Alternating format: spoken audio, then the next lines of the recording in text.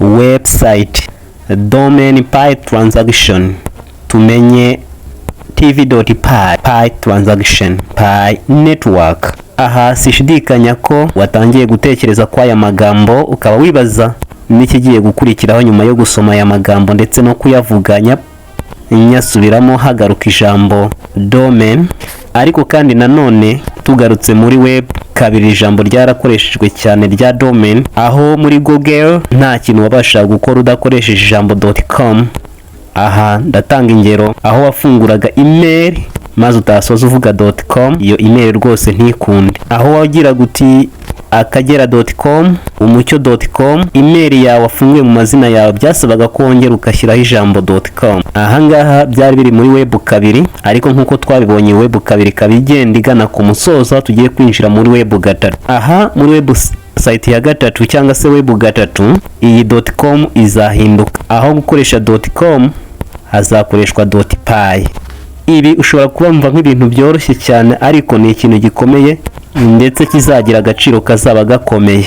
Ushobora kwibaza ni gute uyu munsi watangira kubona no kugira ubumenyi kw'iri koreshwa rya .p, aho binateganyijwe ko uzaba ufite aya mahirwe no kumenya kuyakoresha ko bizamubyarira agatubutse ndabara amakashi cyangwa se amafaranga.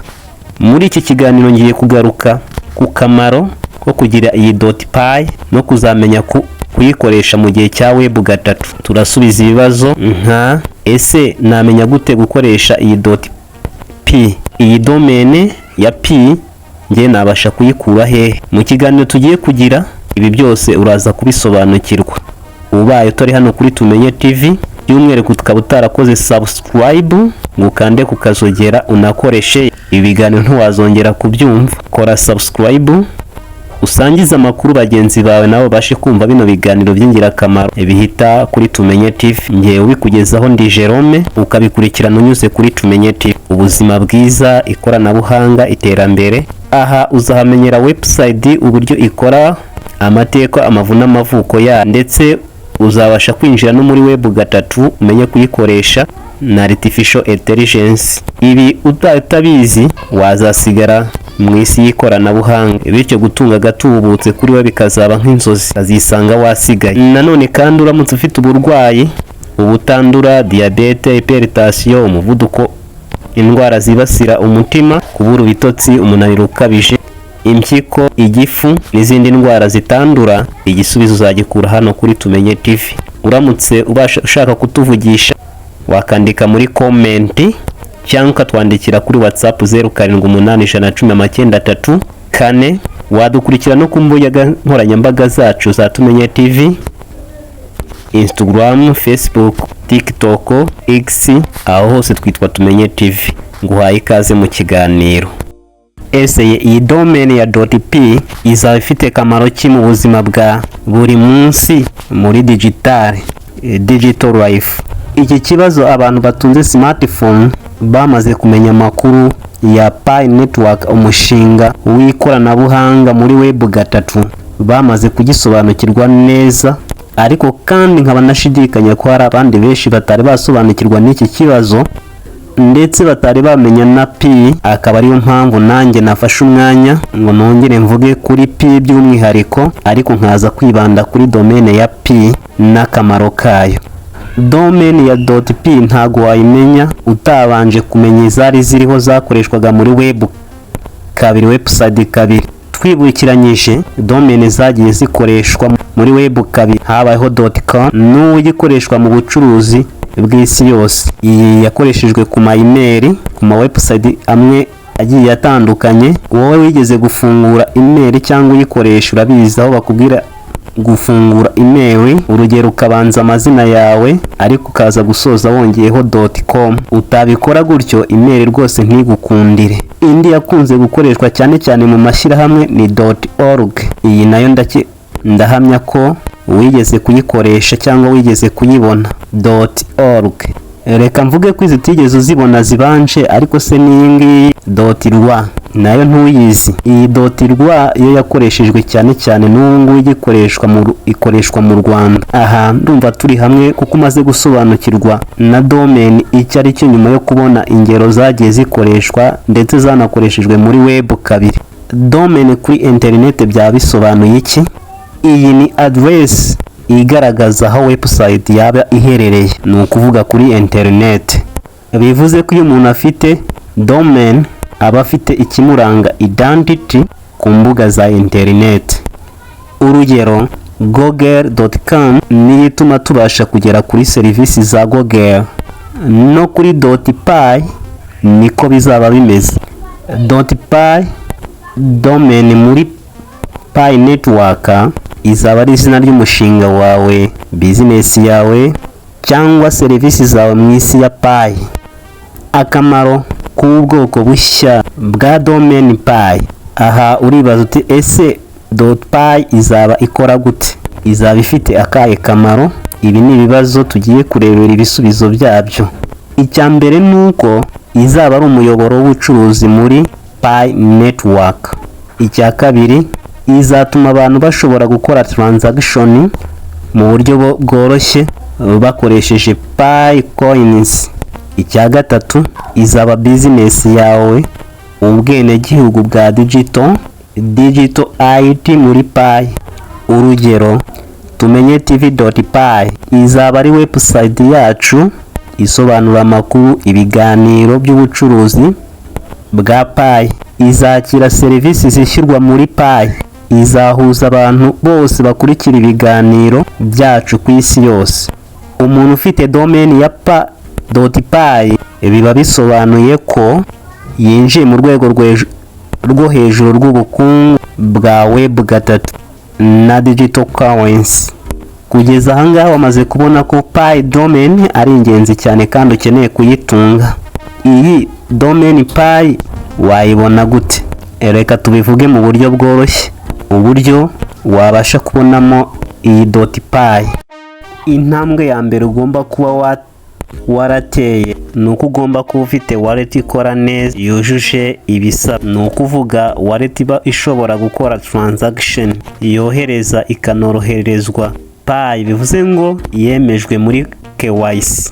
Step ya kabiri, unyuze muri Pi browser. Aha ni uri busange uburyo uri buhitemo bwo kubasha kuba wakora iyi .p, ukuzuza ibisabwa kugira ngo wemererwe kuba watunga iyi domain ya .p.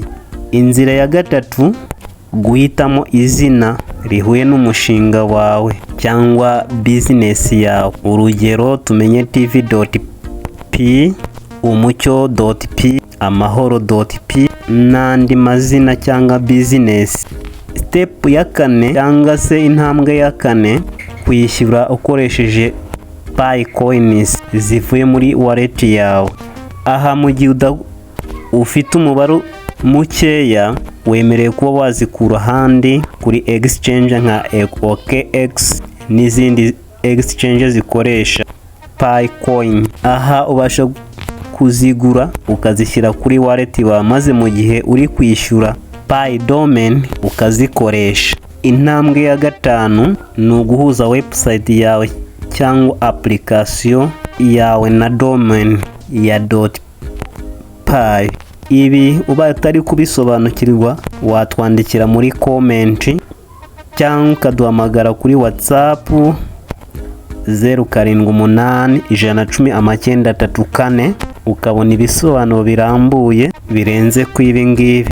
Ikindi kimara gusobanukirwa ibi ngibi bya domain ya .p, ni uko ukwiye kwihutira kubikora udatindiganyije, kugira ngo utazatekereza kujya gufata izina ryawe ugasanga ryarafashwe ndetse ryamaze gukoreshwa nk'uko byagenze kuri .com, aho wajyaga gufata izina ryawe ugasanga ryamaze gukoreshwa. Mu gihe uzasanga izina ryaramaze gukoreshwa, kugira ngo wongere kurisubirana nuko uzabasha gutanga agatuburo kugira ngo izina ryawe ritabasha gutwarwa n'undi kandi ryarakuvuriye mu kuryubaka. Ndagushishikariza rero kwihuta no gushaka ibisobanuro birambuye, ukitabira vuba udatinze gushaka domain ya .p hakiri kare.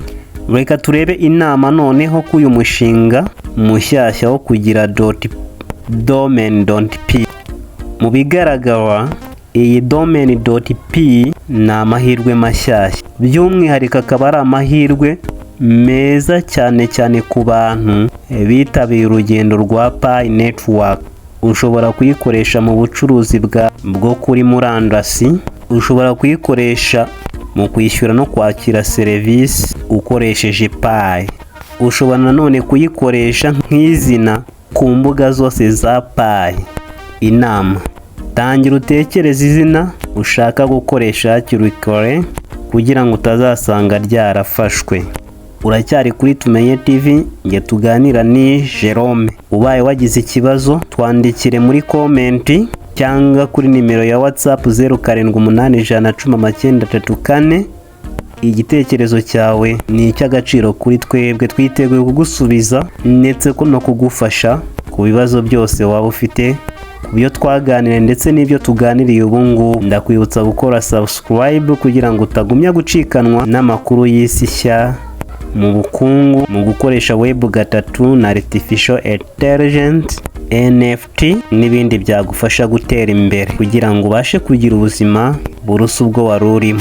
Ndabashimira mwe mwese mwitabiriye ibiganiro, by'umwihariko wowe ukiri kutwumva. Twareberaga hamwe uburyo tukwiriye gutunga n'akamaro ka domain ya .pi izaba iri mu bukungu bushya mu isoko rya web 3, izafasha abantu mu gukora no mu gukorana mu buryo bushyashya bwizewe muri Pi Network no muri web 3 no mu ikoranabuhanga rya artificial intelligence.